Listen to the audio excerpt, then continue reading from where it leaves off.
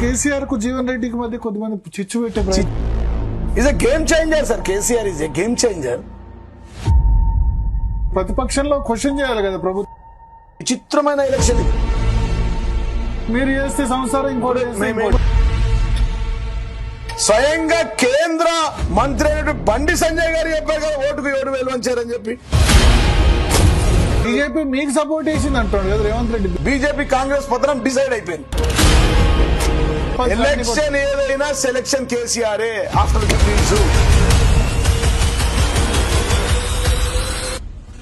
జీవన్ రెడ్డి ఆర్మూర్లో 50 కోట్లు ఖర్చు పెట్టాం, ఓడిపోయినాడు. మరి గోడలకు వాల్ పేపర్లు వేసేసారు నా మీద. దుబాయ్ పాండోని అట్లా ట్రోల్ చేశారు. నా బిడ్డ డాక్టర్ ఎంబీబీఎస్ అయిపోయింది, అప్రెంటిస్షిప్ చేయాలి. ఇంకో బిడ్డ లండన్ లో చదువుతుంది, ఆమె ఎట్లా చదువుకోవాలా? జీవన్ రెడ్డికి కేసీఆర్ కు గ్యాప్ వచ్చింది ఈ మధ్య. చెట్టు విప్తే ఉల్లన్ని గాయాలి, కత్తిపోట్లే ఉంటాయి. జీవన్ రెడ్డి ఎందుకు 10 ఏళ్ళలో మంత్రి అయ్యాలి? భరత్ గారు నీకు తెలుసు, నువ్వే సీనియర్ జర్నలిస్ట్. జీవన్ రెడ్డి ఎంత సంపాదించారు 11 ఏళ్ళు? ఈ ఫాల్తు మాటలు ఈయన ఏం మాట్లాడతాడండి? మరి ఆర్మూర్లో మీరు ఎవరి మీద పడితే వాళ్ళ మీద కేసులు పెట్టారు. ఇప్పుడు ఎక్కదొక్క మాట్లాడితే నీ మీద కూడా G24 భరత్ సి నీ మీద కూడా కేసు అవుతుంది. ఆర్టీసీ ఆస్తులు మీరు తీసుకున్నారు. ఏ చేతులతోనైతే సజ్జనార్ గారు తాళం వేశారో అదే చేతులతో తాళం తీపించిన. మరి రేవంత్ రెడ్డికి ఎందుకంత పగ జీవన్ రెడ్డి? ఇప్పుడు 7 ఉంటే నాకు చెప్పండి, ఆడు కాలు ముక్తాం. పంచాయతీ ఫైమ్గాడు, రంజిత్ రెడ్డి గారు వీళ్ళ దందడవే. భారత రాష్ట్ర సమితి అని పెట్టడం వల్ల తప్పైందంటారా? అందరు ఏడిసేది అదే సార్, నేను కాదు. మొక్కాలే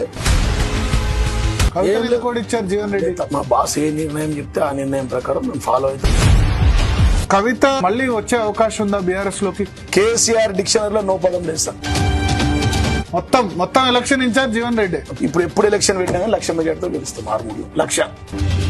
మళ్ళీ కేసీఆర్ పాలేరంటే అందరు వాళ్ళు కొంతమంది ఉంటారు కదా, చిరంజీవి లెక్క. 27 లక్షల ఎకరానికి కొన్నారు మీరు. ఇప్పుడు ఎంతైనా కావచ్చు, 1 కోటి గాని 50 లక్షలు గాని, మీకేంది బాధ? మీకు నొప్పేంది? సో లీగల్ గా బాధ ఏంది? మీ కళ్ళల్లో రక్తం మరకలు ఎందుకు? ఆర్మూర్లో ఎన్ని గెలుస్తారు? ఒక్కటి జీవన్ రెడ్డికి వ్యతిరేకంగా మాట్లాడితే కథమే. వాళ్ళు చేసిన తప్పేంది సార్? నేను చేసిన నేరమేంది? మంత్రి కావాలా? ఇంకా పెద్ద 100% కావాలి సార్. మంత్రి కావాలి అయితే ఎందుకు కావాలి సార్?